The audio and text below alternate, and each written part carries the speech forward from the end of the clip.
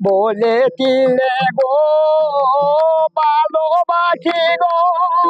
ভারতের মেঘালয় রাজ্যের সীমান্ত ঘেঁষা নেত্রকোনার দুর্গাপুর উপজেলা। পাহাড় ঘেরা সীমানার মাঝ দিয়ে বয়ে গেছে সোমেশ্বরী নদী। সাদামাটির নৈসর্গিক সৌন্দর্যকে ঘিরে রয়েছে পর্যটনের অপার সম্ভাবনা। দেশ বিদেশের পর্যটকদের কাছে দিন দিন স্থানটির গুরুত্ব বাড়ছে।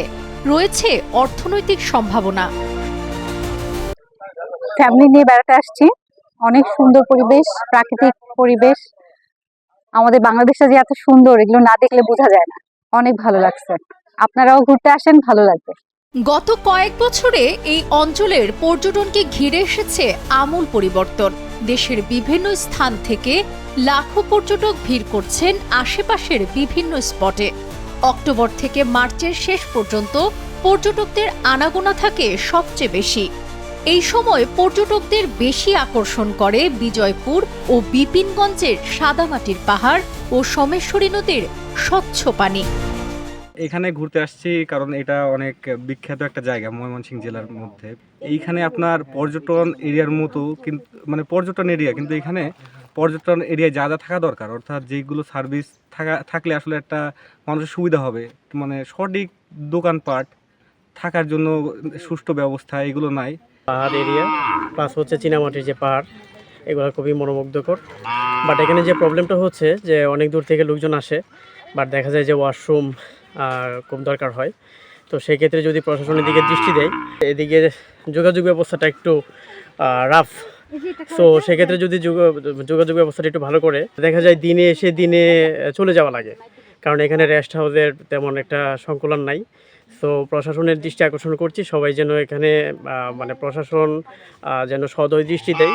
শীতকালে পর্যটকের চাপ বেশি থাকে, আর আমাদের ইনকামই হয়েছে এটা, পর্যটক নিয়ে ট্যুরিস্ট ঘুরাই। শীত সিজনে একটু ভালো মানুষ আসে, তখন ভালো ইনকাম হয়।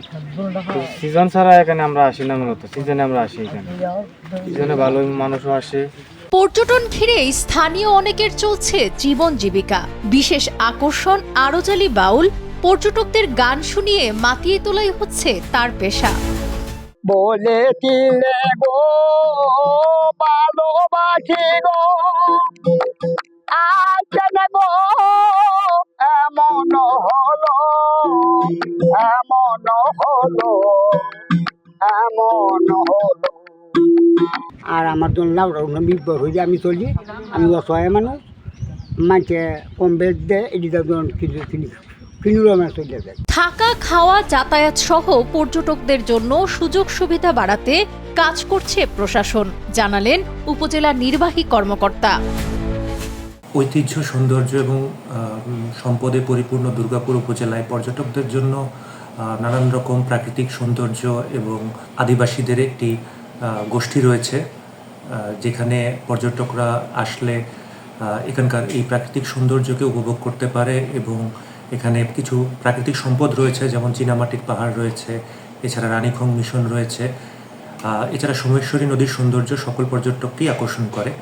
উপজেলা পরিষদের পক্ষ থেকে আমরা পর্যটকদের যে সমস্যাগুলো সেটা লাঘব করার জন্য কাজ করছি এবং আশা করছি যে আমরা পর্যটকদেরকে একটি সুন্দর সময় দুর্গাপুরে প্রদান করতে পারব।